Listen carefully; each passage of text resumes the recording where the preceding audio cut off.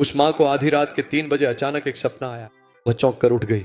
उसका पूरा शरीर पसीने से भीग गया, दिल की धड़कन तेज हो गई और वह बुरी तरह कांपने लगी, क्योंकि उस सपने में उसने देखा कि उसका बेटा बहुत बड़े खतरे में है। उस समय वहां मौजूद महिला घुटनों के बल गिर पड़ी। वह अपने हाथ पैर हिलाने में असमर्थ थी।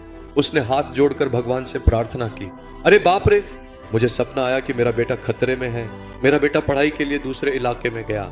वह उसी कस्बे में रहता है। मुझे नहीं पता कि मेरे बेटे के साथ क्या हो रहा है, लेकिन सब कुछ तो आप ही देखते हो ना, आपको तो सब कुछ पता है ना। मैं प्रार्थना कर रही हूँ, मेरे बेटे को कुछ ना हो, उसकी रक्षा करना अय्या। वह माँ घुटनों के बल बैठकर अपने बेटे को कोई भी दुर्घटना ना हो, कोई भी विपत्ति ना आए, इसके लिए प्रार्थना कर रही थी।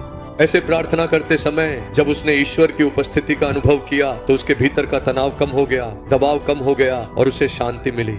सुबह होते ही बेटे की तरफ से फोन आया। माँ ने फोन उठाया, अम्मा बेटा कैसे हो?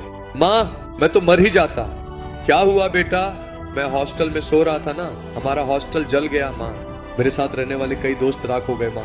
लेकिन माँ पता है क्या हुआ? सबके साथ मैं भी अपने कमरे में सो रहा था। सुबह 3 साढ़े 3 बजे कोई आकर मुझे, जो सो रहा था, जगा दिया माँ।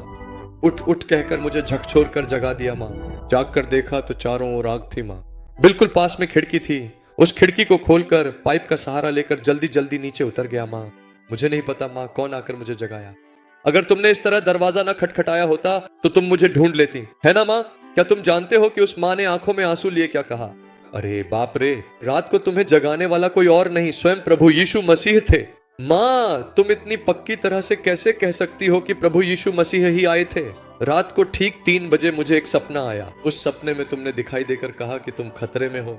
मैं तुरंत घुटनों के बल बैठ गई और बोली, हे प्रभु, मुझे नहीं पता मेरा बेटा कहाँ है, किस हाल में है, लेकिन आप सब कुछ देख रहे हैं प्रभु, कृपया मेरे बेटे की रक्षा कीजिए। रात को प्रभु से प्रार्थना की तो यहाँ की गई उस प्रार्थना को वहां सुनकर भगवान वहां आकर तुम्हें थपथपा कर सुरक्षित बाहर निकाल लाए। माताएं, पिता, माँ और पिता के रूप में तुम्हारी प्रार्थना बच्चों के लिए बहुत मूल्यवान है। प्रार्थना करने वाली माँ, प्रार्थना करने वाले पिता के बच्चों को धन्य कहा जाता है। बाकी बच्चे क्यों जलकर नष्ट हो गए, इसका कारण क्या है बताइए? इस बेटे के बचने का कारण क्या है? बाकी लोगों के पास आधी रात को उठकर घुटनों पर बैठकर प्रार्थना करने वाली माँ नहीं थी।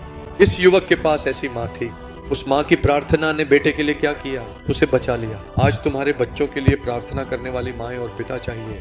यही हमारे बच्चों को बचाएगा, उनकी रक्षा करेगा। इस रील को लाइक करें और अधिक से अधिक लोगों के साथ शेयर करें।